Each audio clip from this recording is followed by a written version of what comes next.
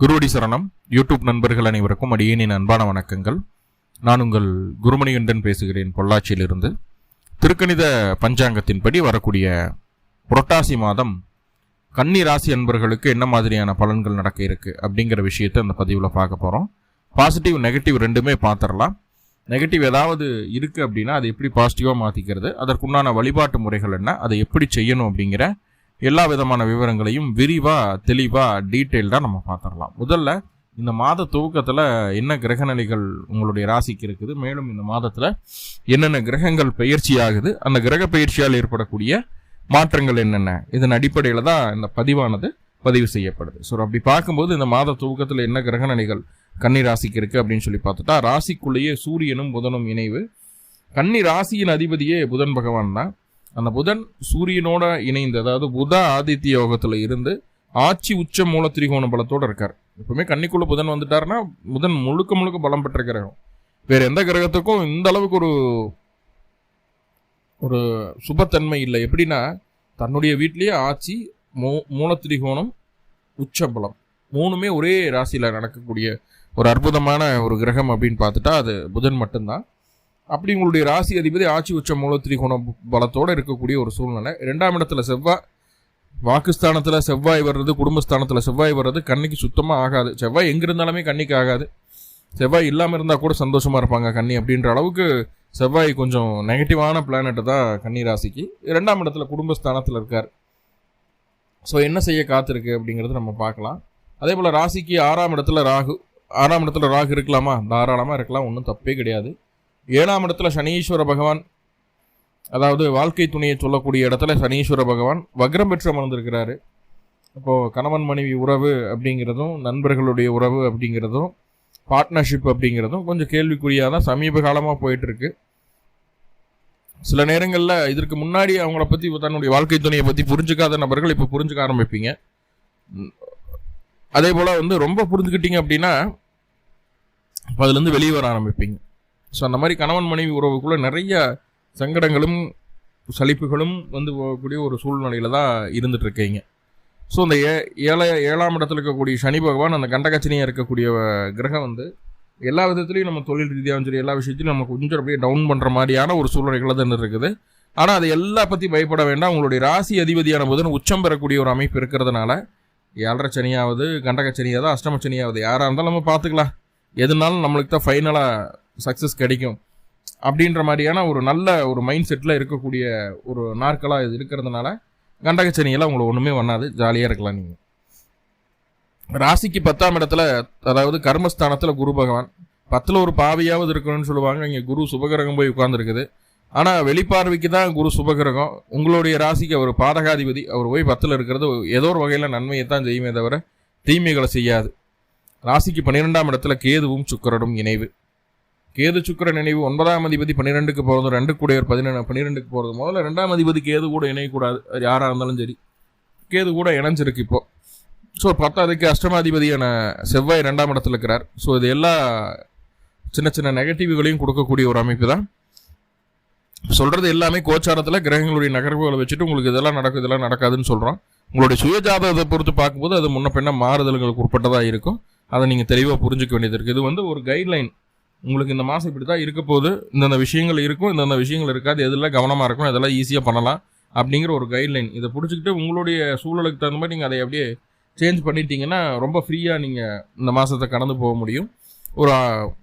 ஒரு அவேர்னஸ் தரக்கூடிய ஒரு பதிவாக தான் இருக்குது. சரிங்களா? மற்றவங்கள மாதிரி கோடியில் காசு வரப்போகுது, லாட்ரியோ வரப்போகுது, அது வரப்போகுது அப்படிலாம் சொல்ல தெரியாது, சொல்லவும் மாட்டோம். இயல்பாக என்ன இருக்குது, ப்ராக்டிக்கலாக என்ன இருக்குது, என்னென்ன கிரகம் மாறினா என்னென்ன அப்படிங்கிறத கிளியர் கட்டாக சொல்லிடலாம் அந்த பதிவில்.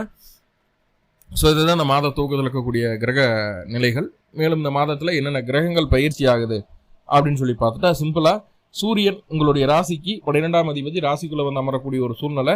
இந்த மாதம் முழுக்க சூரியன் உங்களுடைய ராசிக்குள்ளே தான் இருக்க போகிறார்.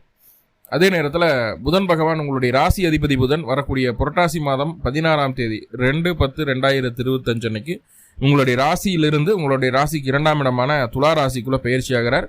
அதாவது சுக்கிரனுடைய வீட்டுக்கு புதனுடைய நகர்வு ரொம்ப நல்ல அற்புதமான விஷயம்தான், தப்பே கிடையாது.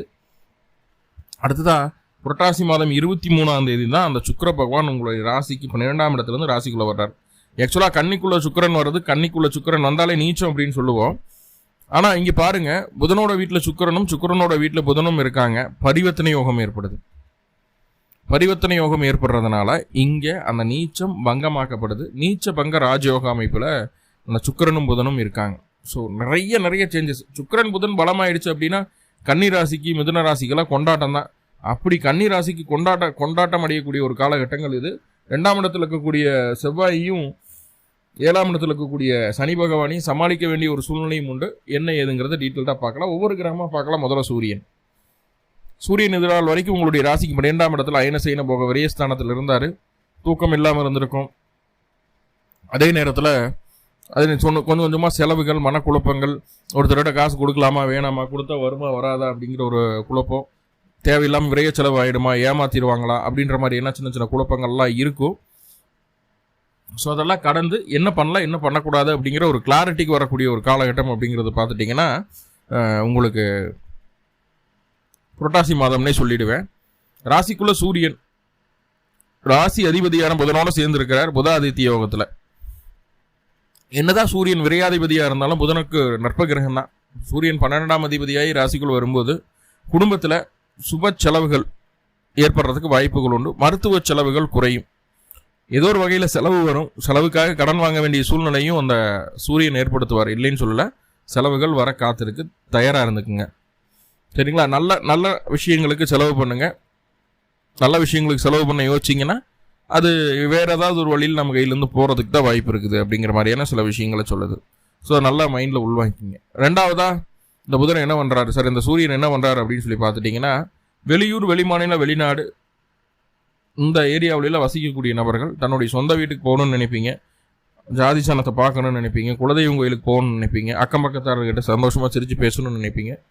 ஸோ இந்த மாதிரி தன்னுடைய பிறந்த இடத்த, பிறந்த மண்ணில் இருக்கக்கூடிய நபர்களை, நண்பர்களை விட்டு தனியாக இருந்து வருத்தப்பட்டிருக்கக்கூடிய கன்னிராசி அன்பர்களுக்கு இப்போது நீங்கள் எல்லாம் ரிட்டர்ன் ஆகி இங்கே வர்றதுக்கு உண்டான ஒரு சூழலை சொல்லுது. அதுக்கான முயற்சிகள் எடுத்திங்கன்னா கண்டிப்பாக சக்ஸஸ்ஃபுல்லாக நடந்துடும். தந்தையின் மூலமாகவும் மாமனார் வழியிலையும் தேவையில்லாத மருத்துவ செலவுகள் வருவதற்கு உண்டான வாய்ப்புகளை சொல்கிறது. உங்களுடைய தந்தையோ அல்லது மாமனாரோ வண்டி வாகனத்தில் கவனமாக இருக்கணும். ரொம்ப வேகமாக இயக்க வேண்டாம் வண்டி வாகனங்களை அப்படிங்கிற மாதிரியான சில விஷயங்களை புரிஞ்சுக்க வேண்டியது இருக்கும்.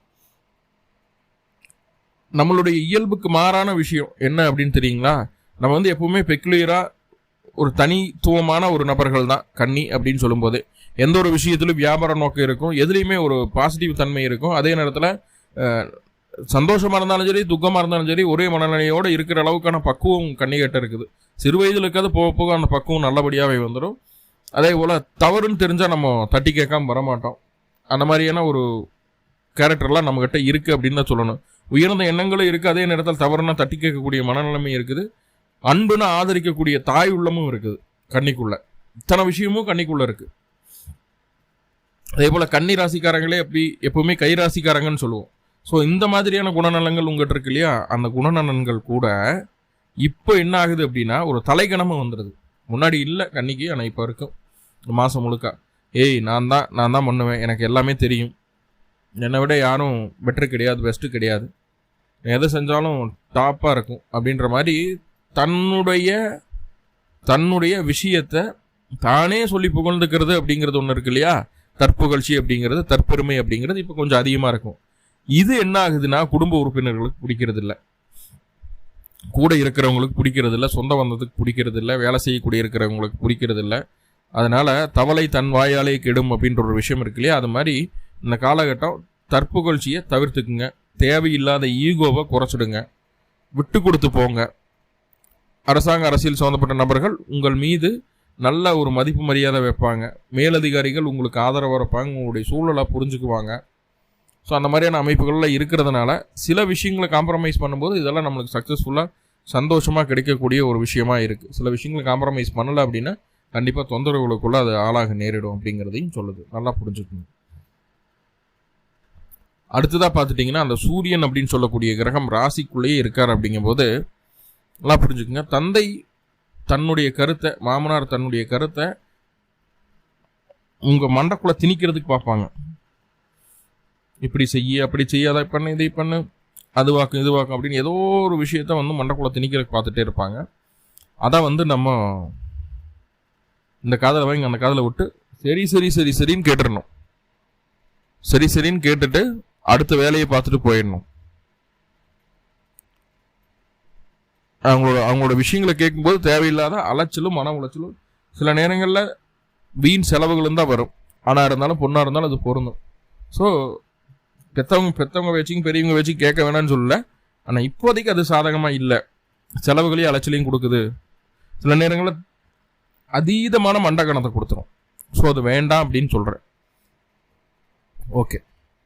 அதே போல் அரசாங்க அரசியல் சம்மந்தப்பட்ட விஷயங்கள் இருக்கக்கூடிய நபர்கள் நம்மளை ஒரு விஷயம் பண்ண சொல்லி ஃபோர்ஸ் பண்ணுவாங்க. ஸோ அதுவும் இருக்குது. அரசாங்க அரசியல் சம்மந்தப்பட்ட விஷயங்கள் இருக்கக்கூடிய நபர்கள்கிட்ட கொஞ்சம் நீரும் எண்ணெயும் போல் இருந்துக்கணும், தண்ணியும் எண்ணெயும் போல் இருந்துக்கணும் அப்படிங்கிற மாதிரியான சில விஷயங்களை நம்ம புரிஞ்சுக்க வேண்டியது இருக்குது. ஸோ இதுதான் அந்த சூரியன் தரக்கூடிய சில விஷயங்களாக இருக்குது. ஓவராக ஈகோ வேண்டாம், ஓவராக தற்பெருமை வேண்டாம். ஆனால் இந்த காலகட்டம் மற்றவர்கள் நம்மளை புகழ்ந்தாலும் நம்மளுக்கு அது பிடிக்க ஆரம்பிச்சிடும். நம்மளை பற்றி 4 வாரத்தை நல்லா பேசிட்டாங்கன்னு வைங்களேன், நம்மகிட்ட இருக்கிறது எல்லாம் எடுத்து சொல்லிவிடுவோம், கையில் இருக்கிறதெல்லாம் எடுத்து கொடுத்துருவோம். அந்த மாதிரியும் இருக்குது. அந்த மாதிரி செலவுகள் வரும். தன்னுடைய பெருமையை நிலைநாட்டிக்கொள்ள, தன்னுடைய தகுதி நிலையை நிலைநாட்டிக்கொள்ள, தன்னுடைய கௌரவத்தை நிலைநாட்டிக்கொள்ள வீண் விரைய செலவுகள் செய்யக்கூடிய ஒரு சூழலும் உண்டு இந்த காலகட்டம். ஸோ அதுலேயுமே நம்ம கவனமாக இருக்கணும். நம்ம அடுத்தவன் நம்மளை புகழ்றான்னா நம்மளை ஏமாற்ற போகிறான்னு அர்த்தம். ஸோ அதுலேயும் கோட்டை விட்டுற வேண்டாம் அப்படிங்கிற சொல்லுது. இதெல்லாம் நம்ம ஃபில்டர் பண்ண வேண்டிய விஷயங்கள். சரி, அடுத்ததாக சுக்கிர பகவான் என்ன செய்கிறார் அப்படின்னு பார்த்துட்டா 23ஆம் தேதி வரைக்கும் உங்களுடைய ராசிக்கு 12ஆம் இடத்துல தாங்க இருக்கார். கேது கூட 2ஆம் அதிபதி 12ஆம் இடத்துல. 2ஆம் அதிபதி 12ஆம் இடத்துல இருக்கிறது அப்படிங்கிறது கண்டிப்பாக கையில் இருக்கிற காசையெல்லாம் எடுத்து செலவு பண்ணக்கூடிய ஒரு சூழ்நிலை தான். அது மருத்துவ செலவுக்காக இருக்கலாம், தன்னுடைய சந்தோஷத்தை தரக்கூடிய செலவுகளாக இருக்கலாம், வெளிநாடு போகிறதுக்கோ இல்லை அல்லது அங்கிருந்து ரிட்டன் இங்கே வர்றதுக்கோ இல்லை புனித யாத்திரைகள் போகிறதுக்கோ நிறைய கோவில் குளங்கள் போகிறதுக்கோ இந்த மாதிரி விஷயங்களெல்லாம் நடக்கிறதுக்கு உண்டான வாய்ப்புகளை ஏற்படுத்தக்கூடிய அமைப்புகளாக இருக்கலாம். இல்லைனா வீட்டுக்கு தேவையான பொருட்கள் வாங்கி வைக்கிறது, உங்களை அடுத்த கட்டத்துக்காக வளர்ச்சிக்காக பெடிக்கூர் மணிக்கூர்லேருந்து கார் வாங்குறதுலேருந்து எல்லாமே நம்மளுடைய ஆடம்பர தேவைகளாக மாறிடுச்சு இல்லையா? அப்போ ஆடம்பர தேவைகள் தான் இப்போ அத்தியாவசிய தேவைகளாக மாறிடுச்சு. ஸோ அதையெல்லாம் பண்ணுற மாதிரியான ஒரு செலவுகளுக்குள்ளே நம்ம வரலாம். சரிங்களா? அதையெல்லாம் தாண்டி அந்த சுக்கிரன் கேது கூட இருக்குங்க. அப்படிங்கும்போது அத்தியாவசிய தேவைகளோ ஆடம்பர தேவைகளோ அதுக்கு செலவு பண்ணால் பரவாயில்ல. எதுக்காக நம்ம அந்த காசை இறைச்சோ எதுக்காக செலவு பண்ணோம் அப்படின்னு தெரியாமல் ஒரு பிரயோஜனமே இல்லாத செலவுகளுக்குள்ள நம்ம ஆர்ப்பட போகிறோம் அப்படிங்கிறத மறந்துடாதீங்க. சரிங்களா? பிரயோஜனமே இல்லாத செலவுகளுக்குள்ள ஆர்ப்பட போகிறோம். ஒரு விஷயம் இவங்களால நடக்கவே நடக்காதுன்னு தெரியும், ஆனால் அவங்கள நம்பி அத்தனை பணத்தையும் நம்ம கொடுத்துருவோம். ஸோ அது நம்மளுக்கு விரயத்தில் தான் போய் நிற்குமே தவிர நம்மளுக்கு சக்ஸஸை கொடுக்காது. சக்ஸஸை கொடுக்கறதுக்கு வாய்ப்புகள் இல்லை. ஸோ அப்போ நல்லா புரிஞ்சுக்குங்க. உங்களுடைய சேமிப்பு மற்றொரு கைக்கு போகும்போது அது திரும்ப உங்களுக்கு வராது, கொஞ்சம் கொஞ்சமாக கூட திரும்ப வராது அப்படின்ற மாதிரியான ஒரு அமைப்புகளை சொல்லுது. ஒரு அவேர்னஸை அதை சொல்கிறேன். காசு பணத்தை சேவிங்ஸை வெளியில் கொடுக்காதீங்க. சரிங்களா? அது பிரயோஜனம் இல்லாத செலவாக மாறுவதற்கு வாய்ப்பு உண்டு.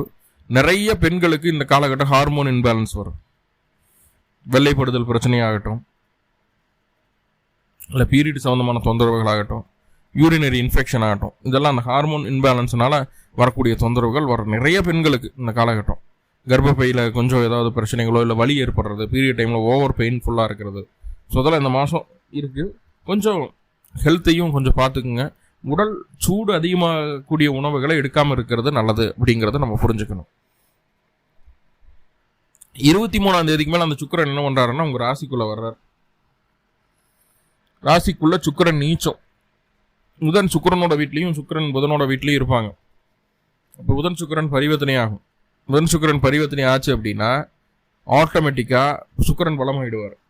நீச்சபங்க ராஜயோக அமைப்புகளில் சுக்கிரன் பலமாயிடுவார்.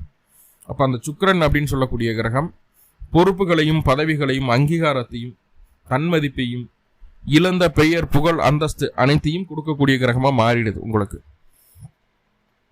அனைத்தையும் கொடுக்கக்கூடிய கிரகமாக மாறிடுது. உங்களை அடுத்த லெவலுக்கு எடுத்துகிட்டு போகிறதுக்கு என்னென்ன வழிகளோ அதை எல்லாத்தையும் அந்த சுக்கிரன் செய்யுது.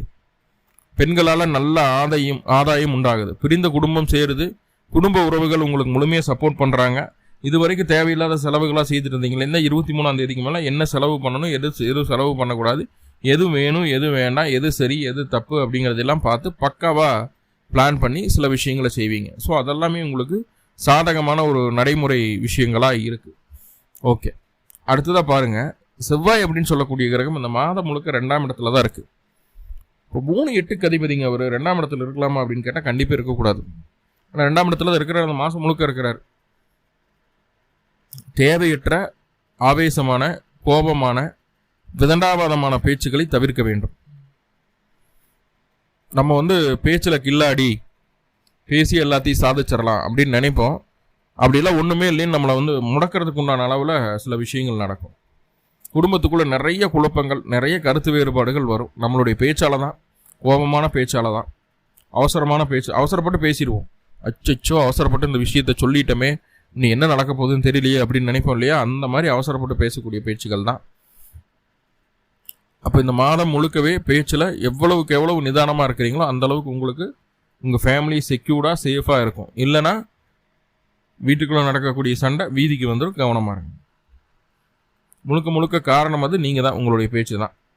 அதே போல் இந்த காலகட்டம் குடும்ப உறவுகள் சொல்லுது, நண்பர்கள் சொல்கிறாங்க, அக்கம் பக்கம் இருக்கிறவங்க சொல்கிறாங்க அப்படின்ட்டு எந்த விதமான புதிய மாற்றங்களையும் செய்ய வேண்டாம். முக்கியமாக இந்த மாற்றத்தை செஞ்சால் பணம் வரும், இந்த தொழிலை செஞ்சால் உங்களுக்கு ப்ராஃபிட் ஆகிடும், இந்த தொழிலை செஞ்சீங்கன்னா டெவலப் ஆகிடுவீங்க, இவ்வளோ கஷ்டம் உங்களுக்கு இல்லை அப்படின்னு சொல்லி உங்களுடைய ஆசையை தூண்டி சில மாற்றங்களை செய்ய வைப்பாங்க. ஆல்ரெடி 2-3 மாதமாகவே அதை பற்றி பேச்சுவார்த்தைகள்லாம் இருந்துகிட்டு இருக்கோம். இப்போது அதை செயலாக்கக்கூடிய ஒரு தன்மையும் நம்ம மனசுக்குள்ளே வந்துடும், தைரியமும் வந்துடும். புதன் தான் பலமாயிட்டார் இல்லையா, கேதுவை கடந்து வந்த புதன், தைரியமும் வந்துடும்.